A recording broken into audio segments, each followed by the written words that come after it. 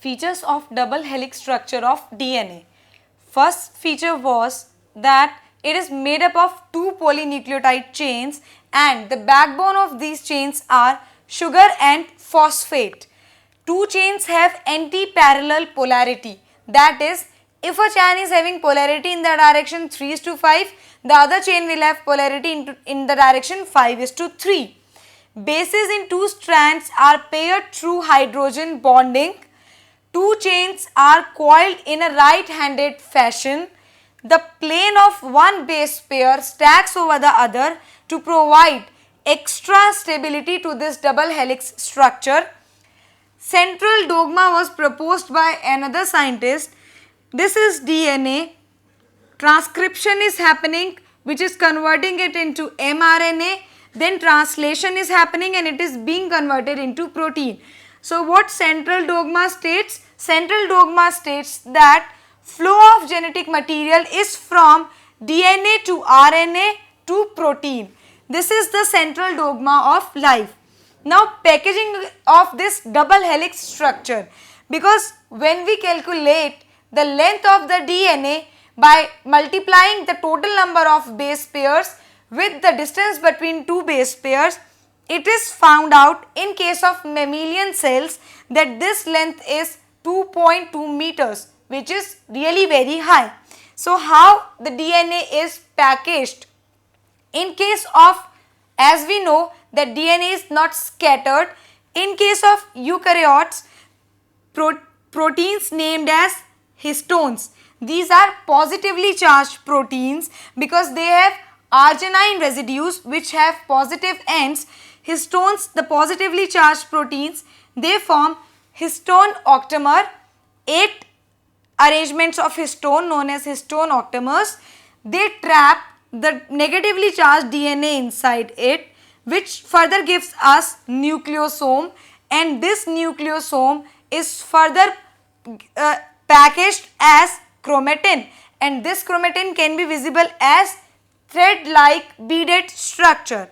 But in case of non-histone chromosomal proteins, there are two types of chromatin present, euchromatin and heterochromatin. Euchromatin is loosely packed and is found to be active transcriptively or translatively.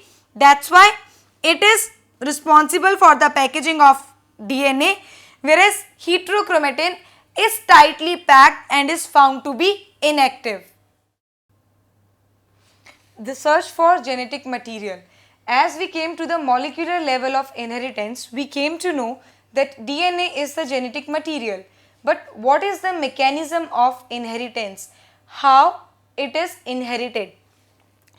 To understand this, in 1928, F. Griffith worked on S. pneumoniae and gave us the transforming principle, which is found out to be DNA later on when we did the biochemical characterization of this transforming principle. What Griffith did, he took two strains, one is S strain and the other one is R strain. When he injected S strain into the mice died, but when he injected R strain, the mice lived. What he did, he killed both the strains, he heat killed both the strains, and then he found that when he injected the S strain, mice lived. But when he injected the combination of S as well as R heat killed strain to the mice died. Thus, he concluded that the R strain has been transformed by heat killed S strain so that the synthesis of polysaccharide coat had happened, which led this to become virulent, and thus the mice died. But how can we be sure that it was DNA only which led to the transformation? So to understand this, three scientists, Oswald, Collin and MacLean, they did biochemical characterization of this transforming principle, and what they found out that in this S killed, the DNA is the material which transformed this heat killed RNA strain. To how they confirmed this, they used protein digesting as well as RNA digesting enzymes, and they found that when they are using these two enzymes, there is no effect on transformation of R strain. That is, the combination of S strain plus R strain with protein plus RNA digesting enzymes lead to the death of mice. But instead of this protein and RNA digesting enzyme, when DNA digesting enzyme is used with S as well as R strain, heat kill strain, it inhibits the transformation, that is, the mice lived. Hence they concluded that DNA is the transforming principle which leads to the transformation of R heat kill strain, and thus it is the genetic material.